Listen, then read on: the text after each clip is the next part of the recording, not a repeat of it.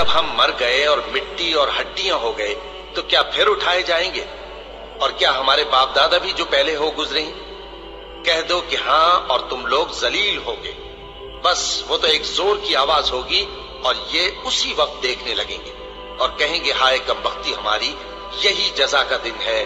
کہا جائے گا کہ ہاں وہی فیصلے کا دن جس کو تم جھوٹ سمجھتے تھے۔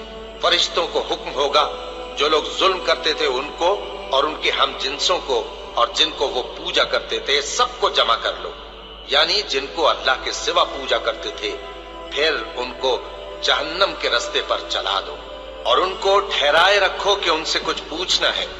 تم کو کیا ہوا کہ ایک دوسرے کی مدد نہیں کرتے؟ اصل بات یہ ہے کہ آج یہ لوگ اپنی غلطی تسلیم کر رہے ہیں اور وہ ایک دوسرے کی طرف رخ کر کے سوال و جواب کریں گے۔ پیروکار اپنے پیشواؤں سے کہیں گے کہ تم ہی ہمارے پاس دائیں طرف سے آتے تھے۔ وہ کہیں گے نہیں، بلکہ تم ہی ایمان لانے والے نہ تھے اور ہمارا تم پر کچھ زور نہ تھا، بلکہ تم ہی سرکش لوگ تھے۔ سو ہمارے بارے میں ہمارے پروردگار کی بات پوری ہو گئی کہ اب ہم عذاب کے مزے چکھیں گے۔